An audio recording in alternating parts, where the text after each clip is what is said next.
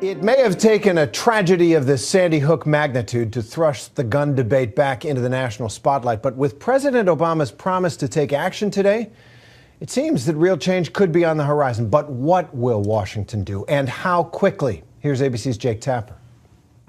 5 days after the horrific attack at Sandy Hook Elementary School, the president fleshed out what he meant when he pledged to the citizens of Newtown meaningful action.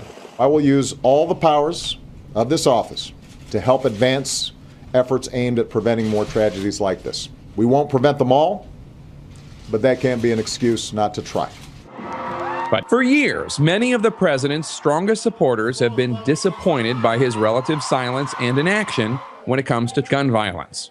You had your position on renewing the ban on semi-automatic rifles that then Senator Biden put into place, but you didn't do much about it.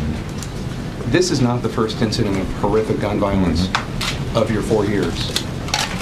Where have you been? Here's where I've been, Jake. I've been President of the United States dealing with the worst economic crisis since the Great Depression, an auto industry on the verge of collapse, 2 wars. I don't think I've been on vacation. I think all of us have to do some reflection on how we prioritize what we do here in Washington. It is precisely that reflection, his aides say, that brought the president to the White House press briefing room, named after former Reagan press secretary Jim Brady, himself severely wounded in an act of gun violence more than 30 years ago.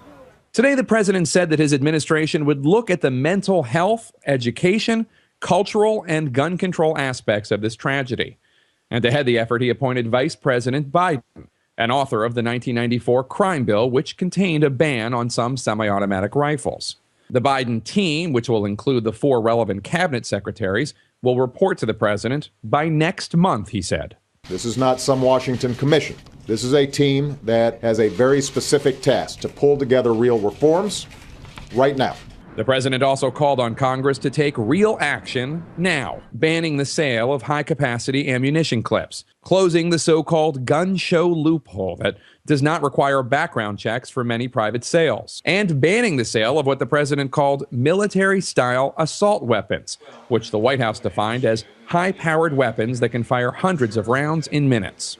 If we're going to change things, it's going to take a wave of Americans, mothers and fathers, daughters and sons, pastors, law enforcement, mental health professionals, and yes, gun owners, standing up and saying, enough, on behalf of our kids. Of course, a ban is not that simple. Take a look. This is an M16 automatic rifle. It's generally illegal to the public. It can fire continuously. With one pull of the trigger, the bullets come non-stop, 30 rounds in 2 seconds. This AR-15 style rifle is legal and very popular. It looks similar to the M16 on the outside, but it's semi-automatic. One bullet gets fired per pull of the trigger. So this legal version takes 10 to 15 seconds to fire off 30 rounds.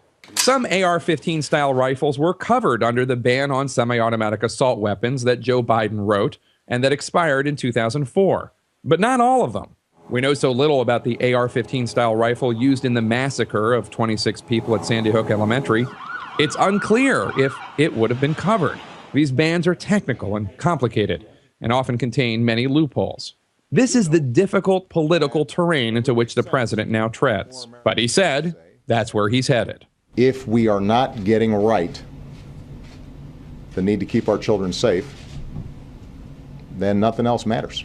This is Jake Tapper for Nightline at the White House.